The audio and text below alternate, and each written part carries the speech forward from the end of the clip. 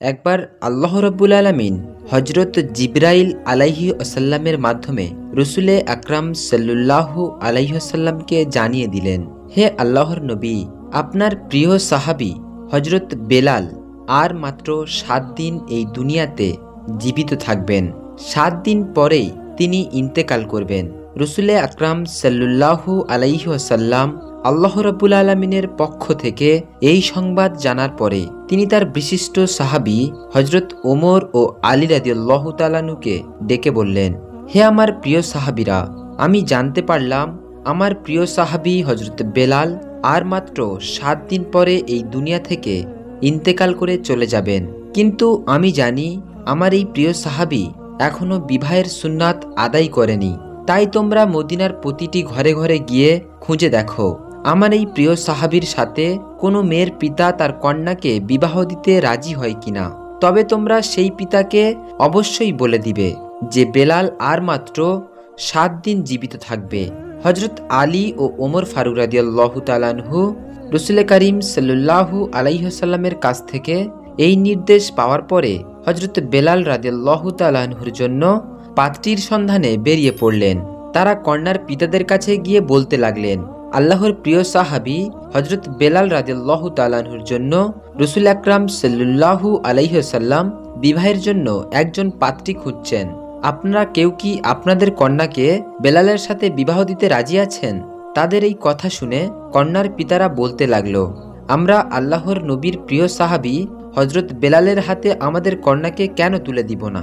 আমরা অবশ্যই তার সাথে আমাদের কন্যাকে বিবাহ দিতে চাই। এটা তো আমাদের জন্য একটি সৌভাগ্যের ব্যাপার। তখন হজরত আলী এবং ওমর রাদিয়াল্লাহু তাআলা আনহু তাদেরকে বললেন, কিন্তু তোমরা একটি বিষয় জেনে রাখো, হজরত বেলাল আর মাত্র 7 দিন এই পৃথিবীতে জীবিত থাকবে। 7 দিন পরে তিনি ইন্তেকাল করবেন। আল্লাহর রসুল সাল্লাল্লাহু আলাইহি ওয়াসাল্লাম তোমাদেরকে এই সংবাদটিও জানিয়ে দিতে বলেছেন। যখনই তারা জানতে পারলেন যে হজরত বেলাল রাদিয়াল্লাহু তাআলা আনহু আর মাত্র 7 দিন এই পৃথিবীতে জীবিত থাকবেন, তখন তারা বলতে লাগলো, যদি সত্যি এরকম হয় যে বেলাল 7 দিন পরে এই পৃথিবী থেকে ইন্তেকাল করে চলে যাবেন, তাহলে আমরা আমাদের কন্যাকে তার হাতে তুলে দিতে রাজি নই। কারণ আমরা চাই না 7 দিন পরে আমাদের কন্যা বিধবা হয়ে যাক। অতঃপর হজরত ওমর এবং আলী রাদিয়াল্লাহু তাআলা আনহু মদিনার বিভিন্ন জায়গায় হজরত বেলালের জন্য মেয়ে খুঁজতে লাগলেন, কিন্তু তারা কোনো মেয়ে খুঁজে পাচ্ছিলেন না। খুঁজতে খুঁজতে তারা একটি জঙ্গলে পৌঁছে গেল। সেখানে গিয়ে তারা দেখতে পেলেন এক ব্যক্তি ঝুপড়ি নির্মাণ করে সেই জঙ্গলের মধ্যে থাকছেন। সেই ব্যক্তি যখন হজরত আলী এবং ওমর রাদিয়াল্লাহু তাআলা আনহুকে দেখতে পেলেন, তিনি জিজ্ঞেস করলেন, হে আল্লাহর প্রিয় বান্দারা, আপনারা কি উদ্দেশ্যে এই জঙ্গলের ভিতরে আমার ঝুপড়িতে আগমন করেছেন? হজরত ওমর এবং আলী রাদিয়াল্লাহু তাআলা আনহু তার কথা শুনে বললেন, আমরা আল্লাহর নবীর সাহাবী হজরত ওমর এবং আলী রাদিয়াল্লাহু তাআলা আনহু রসুল আকরাম সাল্লাল্লাহু আলাইহি ওয়াসাল্লামের নির্দেশ তার একজন প্রিয় সাহাবী হজরত বেলালের জন্য একজন মেয়ের সন্ধান করছি, যার সাথে তার বিবাহ দেয়া যায়। তখন সেই ব্যক্তি বলল, তাহলে তো আমার একজন মেয়ে আছে, আমি তাকে আল্লাহর প্রিয় সাহাবী হজরত বেলালের হাতে তুলে দিতে চাই। আর কেনই বা আমি আমার কন্যাকে তার হাতে তুলে দিতে চাইব না? কারণ তিনি তো আল্লাহর নবীর একজন প্রিয় সাহাবী। তার হাতে আমার কন্যাকে তুলে দিতে পারলে আমি নিজেকে সৌভাগ্যবান মনে করব। তখন হজরত আলী এবং ওমর রাদিয়াল্লাহু তাআলা আনহু তাকে বললেন, তবে তুমি এই কথাটিও জেনে রাখো, আল্লাহর সেই প্রিয় সাহাবী এই দুনিয়াতে আর মাত্র 7 দিন জীবিত থাকবে। 7 দিন পরেই তিনি ইন্তেকাল করবেন। যখন সেই ব্যক্তি তাদের কাছ থেকে এই সংবাদ জানতে পারলেন, তখন তিনি বললেন, যদি মাত্র 7 দিন এই পৃথিবীতে তিনি জীবিত থাকেন, তাহলে আমি আমার কন্যাকে তার হাতে তুলে দিতে চাই না। কারণ আমি চাই না মাত্র 7 দিনের মধ্যে আমার কন্যা বিধবা হয়ে যাক। আল্লাহর নবীর প্রিয় সাহাবী এবং সেই ব্যক্তির মধ্যকার কথাগুলি দূরে দাঁড়িয়ে তার কন্যা শুনছিলেন।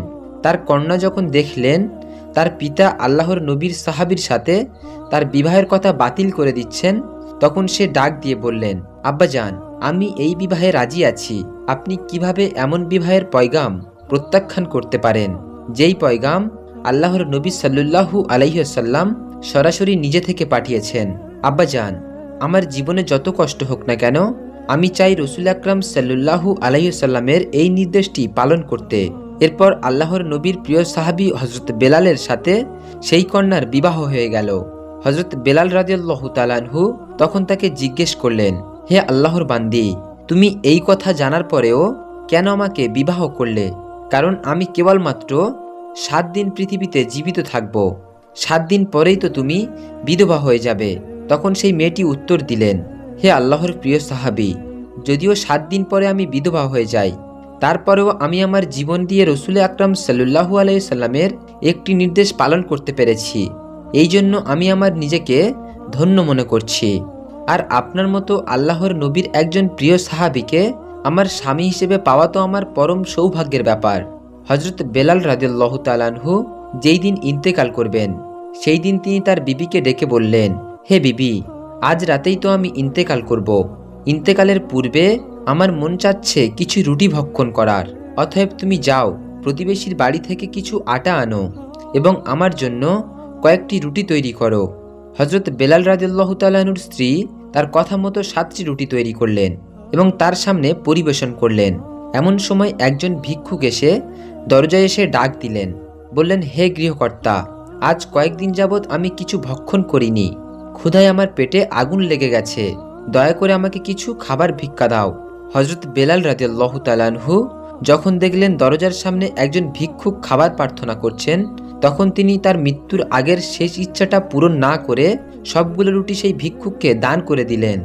অতঃপর ভিক্ষুক বেলাল রাদিয়াল্লাহু তাআলা আনহুর দরজার সামনে বসে সেই রুটিগুলি খেতে বসলেন। যখন হযরত বেলাল রাদিয়াল্লাহু তাআলা আনহুর মৃত্যুর সময় ঘনিয়ে আসলো, তখন হযরত আজরাইল আলাইহিস সালাম তার জান কবজ করার জন্য দরজার সামনে উপস্থিত হলেন।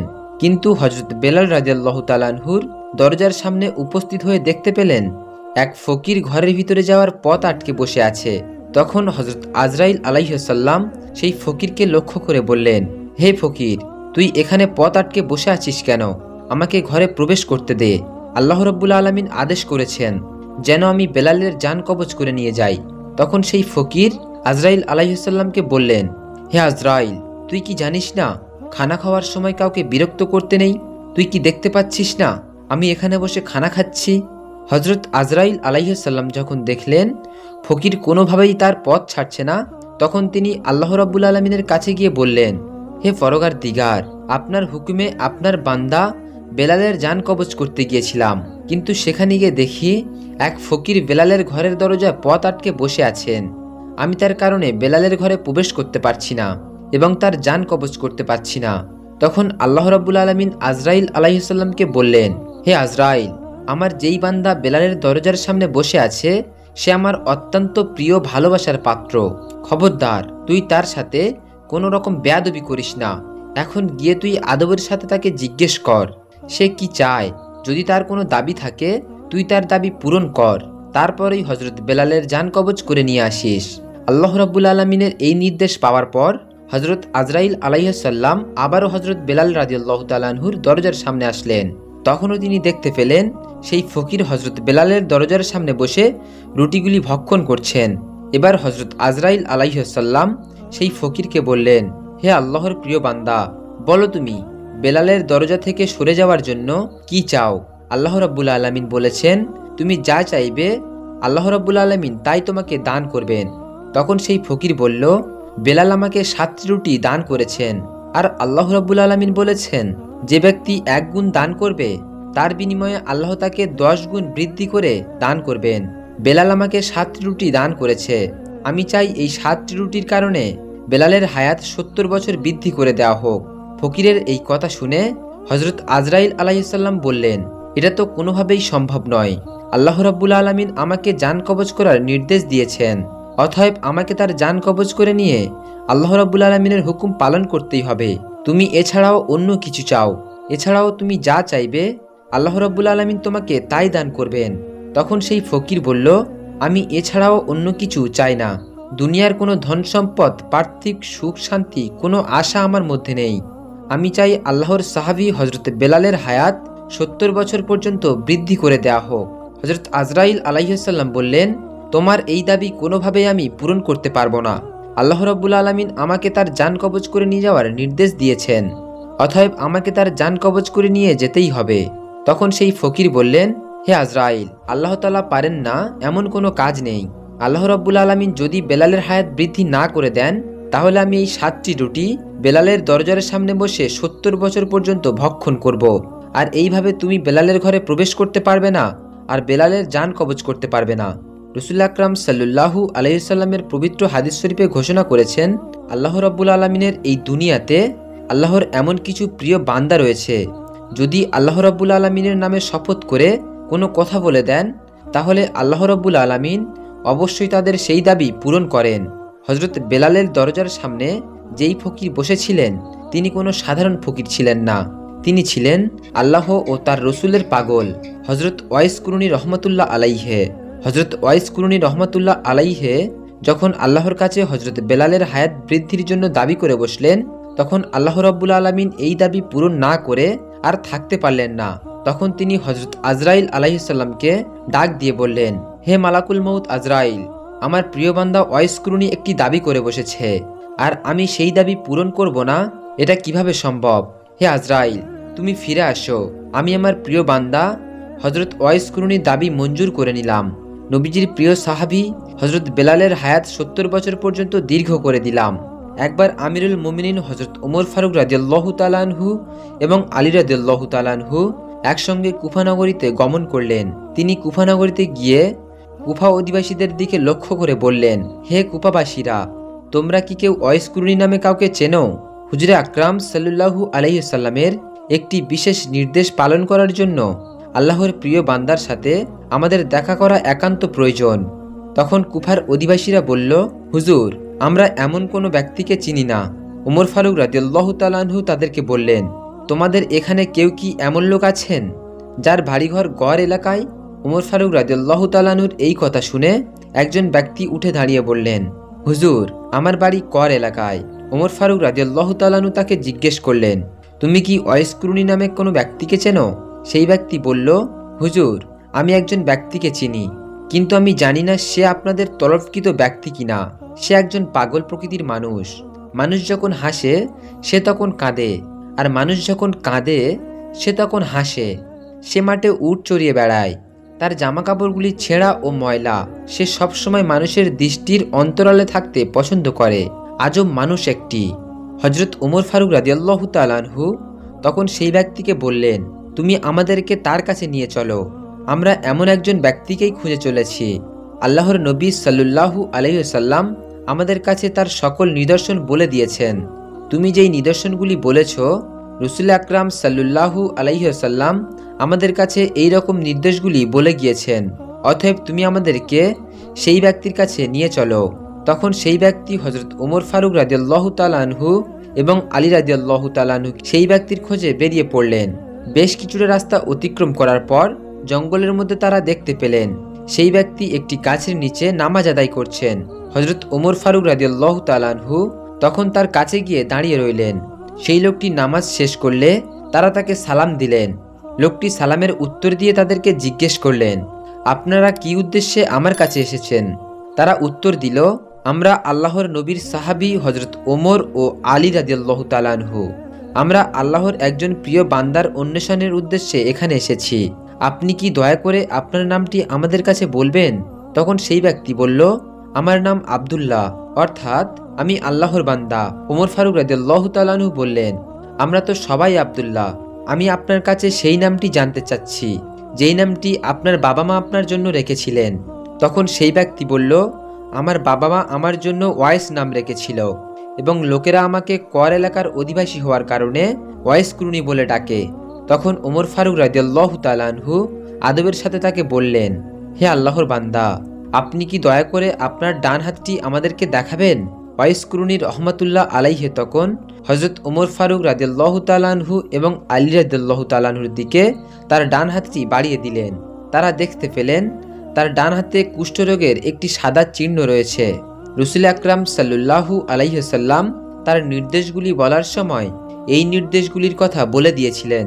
তখন তারা দুজনে তার হাতে চুম্বন দিয়ে বললেন, হে আল্লাহর প্রিয় বান্দা, আমরা তো আপনার খোঁজে এসেছিলাম। তখন তিনি তাদেরকে জিজ্ঞেস করলেন, কেন আপনারা এত কষ্ট করে আমাকে অন্বেষণ করে বের করেছেন? তখন তারা বললেন, হুজুর আকরাম সাল্লাল্লাহু আলাইহি ওয়াসাল্লাম ইন্তেকালের পূর্বে আমাদেরকে একটি নসিহত করে গেছেন। তিনি তার পবিত্র জুব্বা মুবারকটি আমাদের হাতে দিয়ে বলে গেছেন আমরা যেন এটি আপনার কাছে পৌঁছে দেই। এবং আরও তিনি বলে গেছেন, তোমরা ওয়াইস কুরুনিকে বলবে তিনি যেন আমার উম্মতের জন্য দোয়া করে। ওয়াইস কুরুনি রহমাতুল্লাহ আলাইহি বললেন, আপনারা হলেন রসুল আকরাম সাল্লাল্লাহু আলাইহি সাল্লামের প্রিয় সাহাবী, দোয়া করার জন্য তো আপনারাই যথেষ্ট, অতএব আপনারা তার উম্মতের জন্য দোয়া করুন। তারা বললেন, আমরা তো সবসময় রসুল আকরাম সাল্লাল্লাহু আলাইহি সাল্লামের উম্মতের জন্য দোয়া করেই থাকি। আল্লাহর নবী বিশেষ করে আপনার কাছে এই অনুরোধটি করার জন্য বলে গেছেন। ওয়াইস কুরুনি রহমাতুল্লাহ আলাইহি বললেন, হে নবীর প্রিয় সাহাবীরা, তার পবিত্র জুব্বা মুবারক রক্ষা করার মতো ক্ষমতা আমার নেই। আমি তো একজন পাপী এবং পাগল মানুষ, কিভাবে আমি তার পবিত্র জুব্বা মুবারকের মর্যাদা রক্ষা করব। তারা বললেন, রসুল আকরাম সাল্লাল্লাহু আলাইহি সাল্লাম যেহেতু এই জুব্বা মুবারকটি পাঠিয়েছেন, অতএব তিনি অবশ্যই জানতেন আল্লাহর কাছে আপনি কতটা দামি। দয়া করে আপনি তার জুব্বা মুবারকটি গ্রহণ করুন এবং তার গুনাহগার উম্মাতের জন্য দোয়া করুন। তখন হযরত ওয়াইস কুরুনি রহমাতুল্লাহ আলাইহি তাদের কাছ থেকে রসুল আকরাম সাল্লাল্লাহু আলাইহি সাল্লামের পাঠানো জুব্বা মুবারকটি গ্রহণ করলেন এবং তিনি তাদেরকে বললেন, আপনারা এখান থেকে একটু দূরে সরে গিয়ে দাঁড়িয়ে থাকুন, একান্ত একাকিত্বে আমার দয়াময় প্রভুর সাথে কিছুক্ষণ কথা বলতে দিন। এরপরে আলী এবং ওমর ফারুক রাদিয়াল্লাহু তাআলা আনহুকে সেই স্থানে দাঁড় করিয়ে রেখে একটু দূরে সরে গেলেন। অতঃপর তিনি সেজদায় পড়ে আল্লাহ রাব্বুল আলামিনের দরবারে কাঁদতে লাগলেন, হে আল্লাহ, তোমার প্রিয় হাবিব আমার কাছে তার জুব্বা মুবারকটি পাঠিয়েছেন এবং তিনি বলেছেন আমি যেন তার গুনাহগার উম্মাতের জন্য দোয়া করি। হযরত ওমর এবং আলী রাদিয়াল্লাহু তাআলা আনহুকে তিনি একটি দায়িত্ব দিয়েছিলেন, তারাও তাদের দায়িত্ব পালন করেছে এবং আপনার প্রিয় হাবিব আমাকেও একটি দায়িত্ব দিয়েছেন, আর তা হলো আমি যেন তার গুনাহগার উম্মাতের জন্য দোয়া করি। হে আল্লাহ, আপনার দরবারে তার গুনাহগার উম্মাতের জন্য দোয়া করছি, দয়াময় আপনি তার সকল গুনাহগার উম্মাতকে ক্ষমা করে দিন। ওয়াইস কুরুনি রহমাতুল্লাহ আলাইহের এই মোনাজাতের পরিপ্রেক্ষিতে আল্লাহ রাব্বুল আলামিন বললেন, হে ওয়াইস, তুমি সিজদা থেকে মাথা উঠাও, তোমার এই দোয়ার বরকতে আমি উম্মতি মুহাম্মাদির একটি অংশ ক্ষমা করে দিলাম। তখন ওয়াইস কুরুনি রহমাতুল্লাহ আলাইহি বললেন, হে আল্লাহ, আপনি যতক্ষণ না পর্যন্ত তার তামাম উম্মতি মুহাম্মাদিকে ক্ষমা করবেন ততক্ষণ না পর্যন্ত আমি সিজদা থেকে মাথা উঠাবো না এবং আপনার প্রিয় হাবিবের জুব্বা মুবারকটি পরিধান করব না। তখন আল্লাহ রাব্বুল আলামিন বললেন, হে ওয়াইস, তোমার দোয়ার কারণে আমি উম্মতি মুহাম্মাদের 1/3 গুনাহগার উম্মতকে ক্ষমা করে দিলাম, তুমি সিজদা থেকে মাথা উঠিয়ে নাও।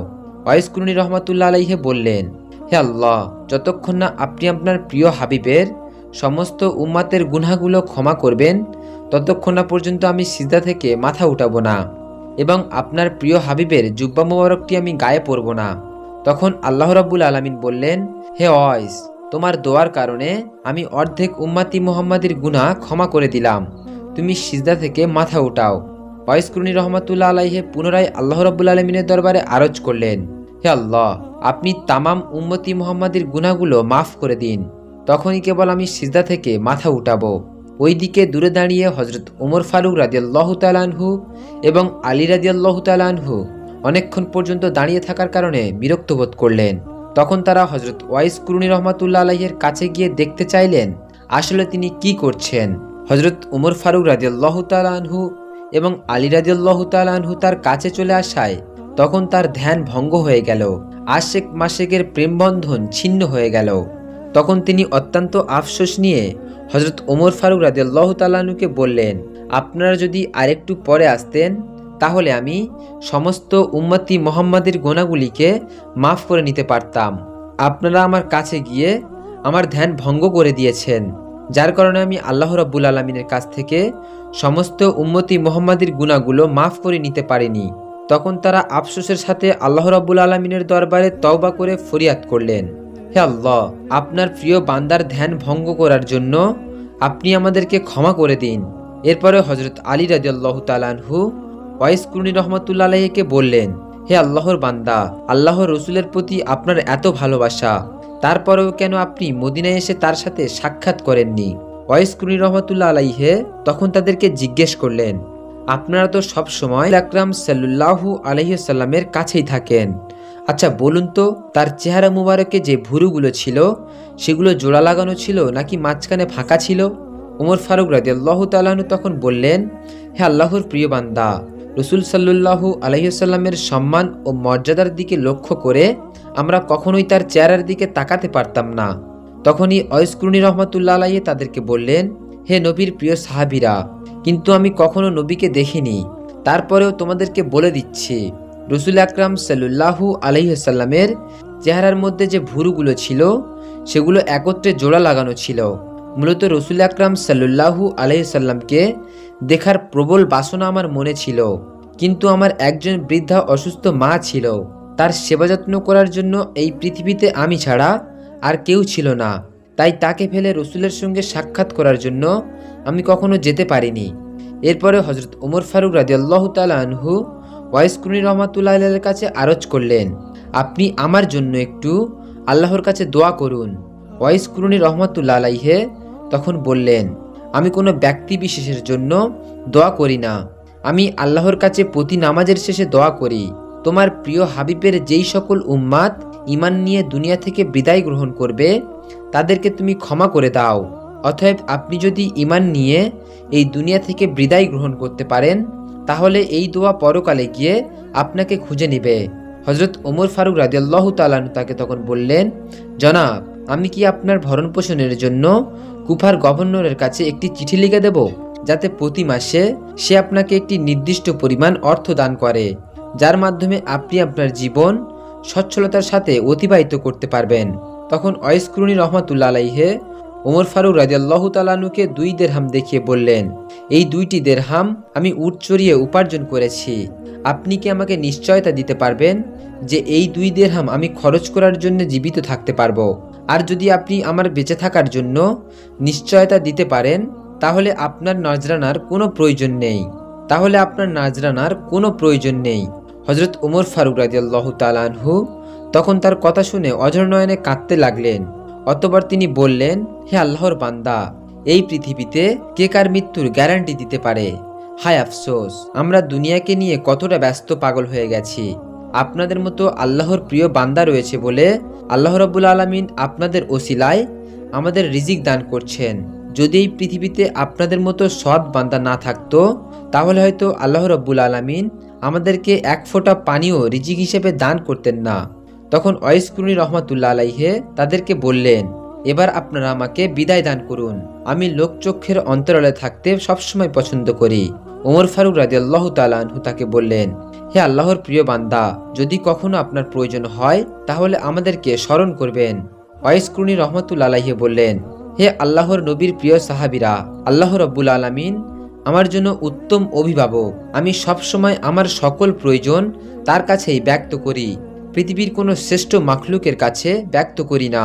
এই বলে ওয়াইস কুরনি রহমাতুল্লাহ আলাইহি তাদের কাছ থেকে বিদায় গ্রহণ করলেন। সুবহানাল্লাহ। প্রিয় দর্শক, ভিডিওটি ছিল এই পর্যন্ত। ভিডিওটি যদি ভালো লাগে তাহলে একটি লাইক করে কমেন্টে আপনার নাম লিখবেন। দেখা হচ্ছে পরের ভিডিওতে, ততক্ষণ ভালো থাকবেন, সুস্থ থাকবেন। আল্লাহ হাফেজ।